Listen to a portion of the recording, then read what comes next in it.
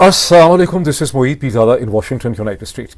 यहाँ अमेरिका के east coast में अभी 24 अप्रैल 2026 और जुमा फ्राइडे की शाम है। लेकिन हिंदुस्तान पाकिस्तान बरसगीर में, ईरान में, मशरक़ वस्ता के अंदर अब 25 अप्रैल 2026 की सुबह की तरफ हम बढ़ रहे हैं। अभी आधी रात से बहुत आगे का वक्त है और सैटरडे की मॉर्निंग की तरफ बढ़ रहे हैं। ऑलरेडी जो ज़राए इब्लाग हैं जो अपनी स्टोरीज़ को अपडेट कर रहे हैं, तो उन्होंने इसको सैटरडे कहना जो है ईरान में, मशरक़ वस्ता में, पाकिस्तान में भी ऑलमोस्ट कहना उन्होंने शुरू कर दिया। अब जब से मैंने पिछला व्लॉग किया है उस वक्त भी कुछ डेवलपमेंट्स रूनुमा हो रही थी। अभी 100% वो ब्लैक एंड वाइट में हमारे सामने नहीं आई थी। मैंने उनके ऊपर कमेंट नहीं किया था क्योंकि सोशल मीडिया के ऊपर पाकिस्तान से, खास करके व्हाट्सएप के ऊपर लोग क्लेम कर रहे थे, ट्विटर के ऊपर क्लेम कर रहे थे। आप में से बाज़ लोगों ने पिछले व्लॉग के ऊपर फौरी तौर पर कॉमेंट्स किए कि ईरान की एक लो लेवल टीम जो है वो ऑलरेडी, ईरान की एक डेलीगेशन जो है वो इस्लामाबाद के अंदर पहुँच रहा है। ये क्लियर नहीं था कि कौन पहुँच रहा है। ये भी कहा गया कि एक American low level technical team already मौजूद है। एक हायर लेवल डेलीगेशन जो है वो इस्लामाबाद पहुँच सकता है और एक अगला राउंड जो है वो मुज़ाकरात का एक्सपेक्टेड है। लेकिन उसको भी कहा जा रहा था कि ये लो लेवलिंग होगा। अब उसके हवाले से जो अब तक हमारे सामने, अब ज़ाहिर है उसने एक हेडलाइन की शक्ल अख्तियार कर ली। ये और बात है कि उस तरह से एक ब्लो अप हेडलाइन नहीं है। अमेरिका में न्यूयॉर्क टाइम्स, वाशिंगटन पोस्ट में जिस तरह अमूमन ईरान के हवाले से होती हैं, उसको बड़े लो की लेवल पे डील किया जा रहा है। अमेरिका के ज़राए अबलाग में अब ये चीज़ छप चुकी है पिछले चंद घंटों में, अब से तकरीबन 2 घंटे पहले, कि ईरान के अमेरिका के जो एलची हैं सदर डोनाल्ड ट्रंप के, मशरक़ वस्ता के जो उनके मंदूब हैं, उनके सीनियर एनवॉय हैं जनाब स्टीव विटकॉफ, और उनके साथ उनके अपने दामाद जो अब हर चीज़ में ही होते हैं, जनाब जेरेड कुशनर, वो पाकिस्तान ट्रैवल करेंगे सैटरडे को। अब ये क्लियर नहीं है कि वो सैटरडे की मॉर्निंग जो होगी उसमें ट्रैवल करना शुरू करेंगे, ये सैटरडे को पहुँचेंगे। बिकॉज बहुत तेज़ भी अगर पहुँचें नॉन स्टॉप भी, तो तकरीबन 14 से 16 घंटे जो हैं वो पाकिस्तान पहुँचने में लगते हैं। और क्लेम ये किया जा रहा है कि वो पाकिस्तान पहुँच के ईरानियन डेलीगेशन से मुलाकात करेंगे, एक मुलाकात होगी। और अगर ये मुलाकात का, और ये कि कहा जा रहा है कि दे आर गोइंग टू, उनको प्रेसिडेंट ने कहा कि आप जाके उनको सुन लें।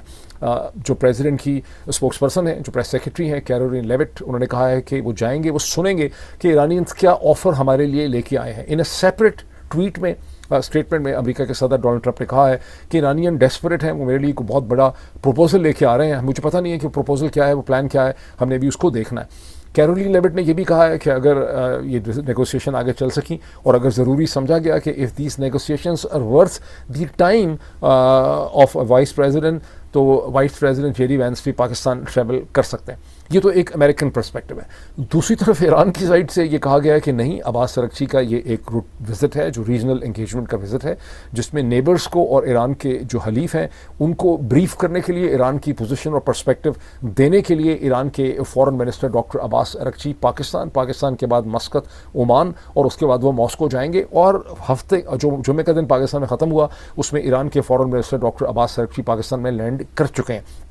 अब क्या वो अमेरिकन डेलीगेशन से मुलाकात करेंगे या मुलाकात किए बगैर ही वहाँ से निकल जाएंगे? क्या अमेरिकन डेलीगेशन सैटरडे की मॉर्निंग में यहाँ से ट्रैवल करेगा? ये क्लियर नहीं है। जहन में रखना बहुत ज़रूरी है कि इसमें कोई भी हाथी नहीं है। अमेरिकन साइड जो अमूमी ऐसा नहीं होना चाहिए था। हमारा ये हमेशा से तासुर रहा है कि अमेरिका में जब एक चीज़ कही जाती है वाइट हाउस के लेवल में, तो उसमें एक सैंक्टिटी होती है, वो सही होता है, ज़ाहिर है उसकी क्रेडिबिलिटी होती है। ये बहुत इंपॉर्टेंट ग्लोबल इंस्टीट्यूशंस हैं और दुनिया की नज़रों में इसकी बहुत वक़्त है। लेकिन इंक्रीजिंगली अब ये महसूस किया जा रहा है कि अमेरिका में भी जो एग्जेक्टिव है वो डेलिबरेटली डिसइंफॉर्मेशन करता है। फ़र्क सिर्फ यह है कि अमेरिका के अंदर उनकी डिसइंफॉर्मेशन बहुत जल्दी एक्सपोज भी होती है, बहुत जल्दी फिर उसके ऊपर लोग कमेंट करते हैं, एनालिसिस ऑफर करते हैं।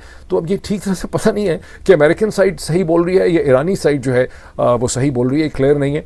लेकिन जंग में, कॉन्फ्लिक्ट में जब भी ऐसी सिचुएशन होती है तो दोनों साइडें अपने लेवरेज को बढ़ाने के लिए डिसइंफॉर्मेशन या एग्जैजरेटेड अकाउंट्स का सहारा लेती हैं। सो ईरानियन क्या कह रहे हैं, अमेरिकन क्या कह रहे हैं, मैं थोड़ा सा आपको स्क्रीन शेयरिंग करके इसका एक आइडिया भी मैं दे दूँ, साथ साथ कमेंट भी मैं करता चला जाऊँ।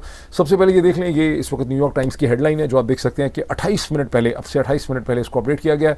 Iran war live updates, Witkoff and Kushner to go to Pakistan for talks on Iran. The two American envoys are expected to leave Saturday. यानी कि सैटरडे मॉर्निंग ये कह रहे हैं कि आपसे बहुत घंटों के बाद निकलेंगे for Pakistan. Iran foreign minister Abbas Araghchi arrived in Islamabad on Friday. अगर इस बात को हम सही मान लें तो इसका तो फिर मतलब ये है कि ये बहुत देर तक वहाँ पर रहेंगे।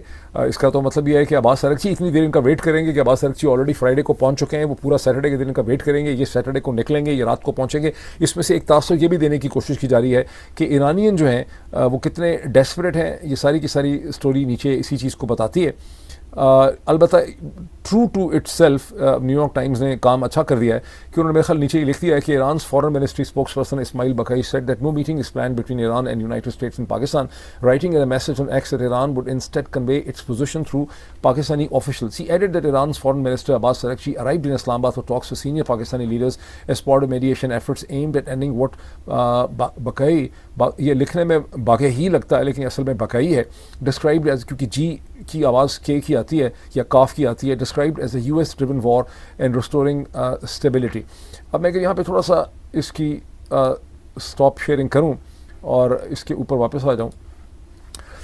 देखें, अगर ईरान इस नेगोशिएशन में, मैं भी उनका पर्सपेक्टिव भी आपको दिखाता हूँ, अगर ईरान इस नेगोशिएशन में जिस तरह से अमेरिकन क्लेम कर रहे हैं कि वो बात अमेरिकन डेलीगेशन से मुलाकात करेंगे, उसमें बहुत से इफ्स एंड बट्स हैं, बिकॉज अगर डॉक्टर अब्बास अरगची फ्राइडे को पहुंच चुके हैं, इसका मतलब है कि उनको बहुत इनऑर्डिनेट वेट करना पड़ेगा अमेरिकन डेलीगेशन का। मुझे शक है कि ये शायद सारी चीज़ फिजल हो जाए, अगले 12 घंटे में हमें पता चले कि American delegation Steve Witkoff and Jared Kushner travel कर ही नहीं रहे। अगर ऐसा होता है तो फिर ये शो करेगा कि अमेरिकन साइड की कितनी डेस्परेशन है। अगर डॉक्टर अब्बास अरगची 18 घंटे या 24 घंटे से ज़्यादा, यानी अगर वो फ्राइडे की रात को पहुँचे हैं और स्टीव विटकॉफ वगैरह जो हैं वो सैटरडे की रात भी वहाँ नहीं पहुँच पाते और संडे की मॉर्निंग में पहुँचते हैं, और डॉक्टर अब्बास अरगची ईरान के फॉरेन मिनिस्टर जिन्होंने अपेरेंटली मस्कत और ओमान भी जाना है, उन्होंने मॉस्को भी जाना है, वो वहाँ पर तकरीबन 36 घंटे या 48 घंटे वेट करते हैं, 36 घंटे वेट करते हैं स्टीव विटकॉफ का एंड जैरेड कुशनर का, जिनको कि ईरानियंस अदरवाइज भी बहुत क्रेडिबल नहीं समझते। वो समझते हैं कि ये इसराइल के प्राइम मिनिस्टर बेंजामिन नेतन्याहू के एलची हैं या उनके एजेंट हैं, और इनको इम्प्लांट किया गया है इस पूरे प्रोसेस के अंदर, जो कुछ उन्होंने जेनेवा मस्कत के प्रोसेस के साथ किया। तो फिर ऐसा लगेगा, फिर इससे क्या तासुर जाएगा? इससे तासुर जाएगा कि ईरानियंस जो हैं वो बहुत ज़्यादा डेस्परेट है। तो ये जो अगले 12 घंटे हैं इस लिहाज से एनालिटिकली स्पीकिंग बड़े इंपॉर्टेंट हैं। अगर 12 घंटे के बाद हमें पता चलता है कि स्टीव विटकॉफ और जैरेड कुशनर ट्रैवल ही नहीं कर रहे, तो आपको पता चलेगा कि अमेरिकन ने ये चीज़ जो है ये छोड़ी हुई थी। अब मैं थोड़ा सा आपको इसमें ईरानियन पर्सपेक्टिव भी दिखा दूँ। अब जहाँ आपने न्यूयॉर्क टाइम्स का देख लिया, ये आप देखें, ये प्रेस टीवी है। No talks with United States during foreign ministers FM's Islamabad visit. Observations to be conveyed to Pakistan. Exactly वही चीज़ जो न्यूयॉर्क टाइम्स ने अपने एक पैराग्राफ में रिपोर्ट की है, ये प्रेस टेलीविजन से ही उन्होंने उठाया, और ये इस्माइल बकाई जो उनके फॉरेन ऑफिस के स्पोक्सपर्सन, उनकी स्टेटमेंट है। लेकिन इस्माइल बकाई तो इस्माइल बकाई हैं। यहाँ पर आप देखें सैयद अब्बास अरगची का अपना ये ट्विटर हैंडल है, फॉरेन मिनिस्टर ईरान के, आप उनकी पिक्चर यहाँ देख सकते हैं। एम्बार्किंग ऑन, और ये बड़ी कम और मुनासिब बात करते हैं, कभी ज़्यादा बात नहीं करते। Embarking on timely tour of Islamabad, मस्कत and Moscow. Purpose of our visit is to closely coordinate with our partners on bilateral matters and consult on regional developments. Our neighbors are our priority. इसमें of course वो Oman और पाकिस्तान में कह रहे हैं कि हमारे neighbours जो हैं उनको एहतमाद में लेना, उनको बताना, उनको ब्रीफ करना जो है हमारी प्रायोरिटी। क्योंकि डिप्लोमेसी के आदाब भी होते हैं कि जो आपके साथ खड़ा है आपने उसको जो है आपने उसको ब्रीफ करना होता है, उसको अपने कॉन्फिडेंस पे रखना होता है। हिंदुस्तान के टेलीविजन चैनल में देख रहा था, CNN 18 बहुत मसलसल ये दावा कर रहे हैं कि ईरानी जो है वो कह रहे हैं कि पाकिस्तान ने बेट्रे कर दिया, हमारे मैसेजेस कन्वे नहीं किए वगैरह वगैरह। लेकिन किसी भी ईरान के जिम्मेदार शख्स या ईरान के किसी भी पोर्टल की तरफ से पाकिस्तान के ऊपर इस किस्म की बदगुमानी या इस किस्म का कोई इल्ज़ाम या इस किस्म की कोई बात मेरी नज़र से कम अज़ कम नहीं गुजरी है। आई डोंट नो क्या बकौया है। और ये भी आपने देख लिया कि अब्बास अरगची की इसमें इस वक्त ज़ाती तौर पर क्या पोजीशन है।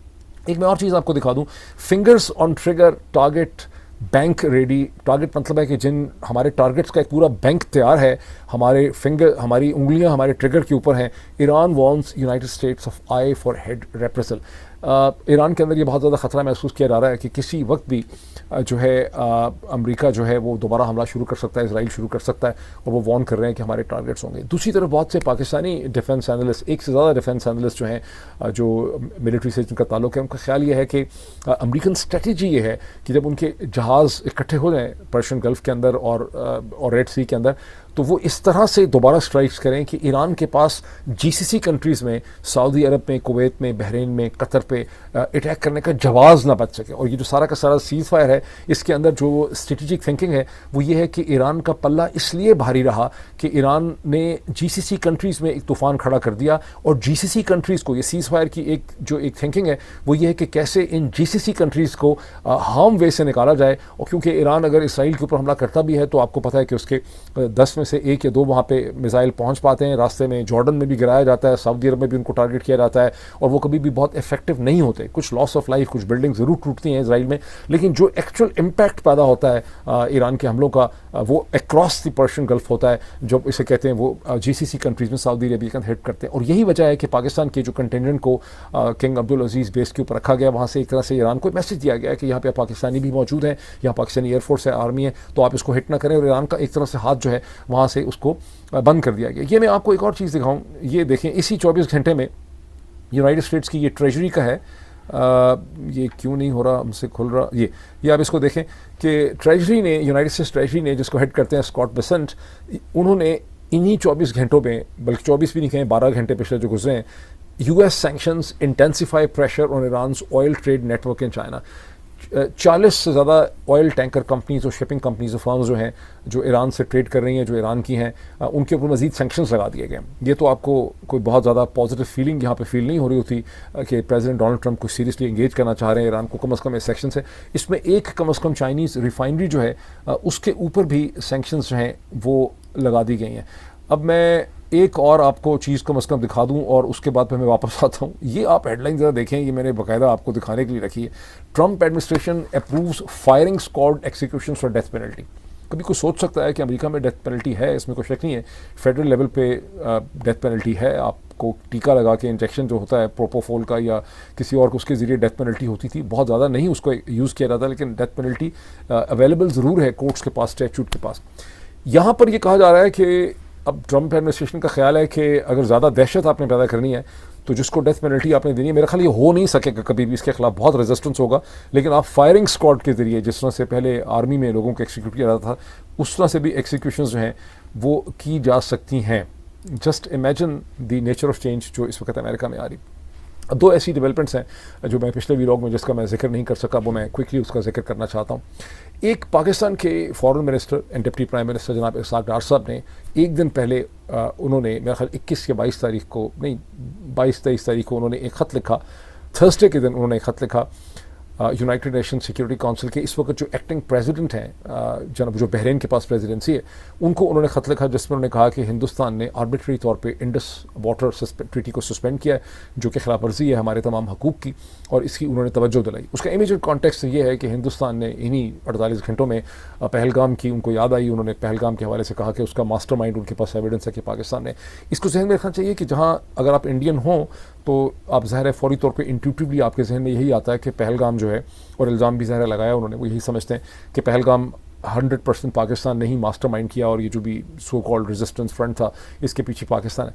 लेकिन गुज़श्ता एक पूरे साल में हिंदुस्तान ने इस केस को उस तरह से इस्टेब्लिश नहीं किया जिस तरह से बहुत से और केसेस के ऊपर उन्होंने मेटिकुलस एफर्ट पहले की, फाइल डेवलप किया उन्होंने काम, लेकिन ये कोई इतना ना ही उन्होंने दुनिया को बाबर करवाने की कोशिश की है। ये एक इंपॉर्टेंट चीज़ है कि उन्होंने बहुत ज़्यादा इसके ऊपर मेहनत नहीं की। बहरहाल एक बार फिर चूँकि उन्होंने इल्ज़ाम दोहराया और पाकिस्तान की साइड से उसको काउंटर भी किया गया, इसी टाइम पीरियड में इसाक डार साहब का ये ख़त जो है, जो यूनाइटेड नेशन सिक्योरिटी काउंसिल को उन्होंने लिखा है, ये हमारे सामने आया, डॉन में और बाकी तमाम पाकिस्तानी अखबारात में इसका जिक्र है। मेरे जहन में एक सवाल पैदा होता है, जब भी मैं ये सवाल आप सबके साथ शेयर करना चाहता हूँ, this is loud open thinking. Hindustan की पोजीशन ये है कि इंडस ट्रीटी उतनी देर तक सस्पेंड रहेगी जब तक कि पाकिस्तान हिंदुस्तान के ख़िलाफ़ दहशतगर्दी बंद नहीं करता। इसका मतलब क्या है? ये ठीक है, ये उनकी एडवर्स पोजीशन है बड़ी स्ट्रॉन्ग किस्म की, लेकिन इसके अंदर तो एक अपॉर्चुनिटी ये भी है ना कि पाकिस्तान हिंदुस्तान को एंगेज करे। अब पाकिस्तान हिंदुस्तान के ताल्लुकात इस किस्म के हैं कि डायरेक्ट एंगेजमेंट नहीं हो सकती, लेकिन बहुत से ऐसे ममालिक हैं, सबसे बड़ा अमेरिका और डोनाल्ड ट्रंप जो हैं वो पाकिस्तान की मदद कर सकते हैं हिंदुस्तान को और पाकिस्तान को एंगेज करने में। अगर अमेरिका पर ट्रस्ट नहीं है तो सऊदी अरब कर सकता है, उनके भी हिंदुस्तान के साथ ऐसे ताल्लुकात हैं। मुत्तहिदा अरब इमारात भी कर सकता है, कतर भी कर सकता है, और फिर चीन कर सकता है। मतलब पाकिस्तान हिंदुस्तान के दरमियान में अगर, और हिंदुस्तान पाकिस्तान के दरमियान में कोई ईरान, इसराइल, अमेरिका की तरह एक हॉट वॉर तो नहीं हो रही, 50 दिन से अल्लाह करे होगी भी नहीं, तो बहुत स्पेस एग्जिस्ट करती है जहाँ पर कई महीनों की एक प्रोट्रैक्टेड नेगोशिएशन हो सकती है इंडिया पाकिस्तान के दरमियान, एक थर्ड पार्टी कंट्री के दरमियान में, जो एतमाद पैदा करे, जो दोनों को कहीं, और ऐसी इनकी जो मुलाकातें हैं वो दुनिया के और ममालिक में हो सकती हैं, वो रियाद में हो सकती हैं, वाशिंगटन में हो सकती हैं, यूरोप में हो सकती हैं, दोहा के अंदर हो सकती हैं, इस्तांबुल के अंदर हो सकती हैं, जेनेवा के अंदर हो सकती हैं, बिहाइंड द सीन्स हो सकती हैं, ज़रूरी नहीं कि उनको डिक्लेयर किया जाए। और आहिस्ता आहिस्ता इनके अपने जो इश्यूज़ हैं, बिकॉज इंडिया ने एक ऑप्शन रखी हुई है कि जनाब हमारे से दहशतगर्दी चूँकि हमारे खिलाफ करते हैं तो पाकिस्तान भी अपनी एविडेंस लेके जाएगा कि हमें शक है कि जहाँ आपको हमारे पे शक है, हमें शक है कि आप बलूचिस्तान लिबरेशन आर्मी BLA को सपोर्ट करते हैं। क्यों नहीं इस पर ये प्रोग्रेस कर पा रहे, क्यों नहीं ये समझ पा रहे कि Hindustan Aahista Aahista Indus water treaty को सस्पेंड करके मसलसल कैनाल्स बना रहा है, मसलसल नए डैम्स बना रहा है, उनको अप्रूव कर रहा है। जब वो बिलियंस ऑफ डॉलर्स की इन्वेस्टमेंट कर बैठेंगे, जब उसके पूरे इंजीनियरिंग प्लान आगे बढ़ जाएंगे तो फिर नेगोशिएशन की कुछ स्पेस नहीं रहेगी। वो आपकी खातर अपने डैम्स तोड़ तो नहीं देंगे, ना ही वो अपनी कैनाल्स बंद कर देंगे जिसके ऊपर इतनी एफर्ट करें। बट आई डोंट नो कि क्यों पाकिस्तान हिंदुस्तान को डिप्लोमेटिकली इस तरह से एंगेज जो है वो नहीं कर पा रहा। एक और मैंने न्यूज़ देखी पाकिस्तान की पॉलिटिक्स के हवाले से, डॉन की हेडलाइन थी और वो हेडलाइन ये थी कि थर्सडे के दिन जो इमरान खान से मुलाकात का दिन था, जो होती तो नहीं है मुलाकातें, लेकिन जो इस्लामाबाद हाई कोर्ट के अहकाम थे उसके हवाले से मुलाकात का दिन था, जो मंगल होता है थर्सडे होता है। थर्सडे इस दफ़ा दूसरा हफ्ता था कंसेक्यूटिव वीक जब पाकिस्तान तहरीक इंसाफ के वो 6 लीडर्स जिनके नाम सलमान अकरम राजा साहब ने अडेला जेल को दिए थे, वो मुलाकात के लिए सिरे से आए ही नहीं। अब होता ही है कि लोग आते थे, 1-2 घंटा वेट करते थे, मुलाकात नहीं होती थी, फिर गालियाँ निकाल के चले जाते थे। लेकिन उन्होंने कहा ये दूसरा हफ्ता है कि लोग आए ही नहीं। इस दफ़ा जो 6 लोग थे वो कोई उनके नाम भी ऐसे नहीं है जिनको मैं याद रखूँ। में से एक साहब ने एक्सप्लेनेशन दी कि उनकी जो डॉक्टर इन लॉ है वो डॉक्टर इन लॉ उनकी जो थी या वो प्रेगनेंसी में थी, एडवांस प्रेगनेंसी में थी। उन्होंने कहा जी बच्चा पैदा हुआ है, मैं इस वजह से नहीं जा सका, मैं तो 2 दफ़ा इलेक्शन लड़े हैं मैं इमरान खान का सिपाही हूँ, सो ऑन। बाकी 4-5 ने तो कोई एक्सप्लेनेशन सिरे से दी ही नहीं। और सलमान अकरम राजा साहब ने इस हवाले से बड़ी उनकी सरजनिश की और एक सख्त किस्म का उन्होंने नोट के ट्वीट वगैरह जो है इस हवाले से उन्होंने इशू किया कि लोगों को वक्त ज़ाया नहीं करना चाहिए। लेकिन जो दूसरी इसमें चिलिंग चीज़ थी, जो इससे ज़्यादा डिस्टर्बिंग है, वो कि इसके पिछले हफ्ते बैरिस्टर जिन लोगों के नाम दिए गए थे उसमें बैरिस्टर गौहर भी थे, लतीफ़ खोसा साहब भी थे और आबिद खान भी थे, 6 लोगों में से, और वो भी नहीं आए थे। अब इसका क्या मतलब है? एक तो डिसइंटरेस्ट डेवलप हो गया, लोग समझते हैं कि हम जाएंगे तो वक्त ज़ाया होगा, हमें लाहौर से आना पड़ता है, हमें कहीं और से आना पड़ता है, तो हम नहीं आएंगे, हम जाते भी हैं, हमें बिठा देते हैं, हमारा वक्त ज़ाया होता है, ज़ाहिर मुलाकात नहीं होगी, इसलिए वो नहीं गए। लेकिन ये चीज़ लतीफ़ खोसा साहब पे अप्लाई कर सकती है, ये चीज़ हामिद खान साहब पे अप्लाई कर सकती है, ये बैरिस्टर गौहर के ऊपर अप्लाई नहीं कर सकती। कम से कम बैरिस्टर गौहर को तो ऑप्टिक्स की खातर वहाँ पहुँचना चाहिए था। ये बड़ी अजीब सी बात है। मैं चाहूँगा कि इसको आप डिस्कस करें, इसको मज़ीद हमें थोड़ा सा कुरेदने की भी ज़रूरत है। अभी इतना ही है, बहुत सी मेरे पास डेवलपमेंट है। दोबारा कुछ घंटों के बाद आपसे मुलाकात होती है। Thank you.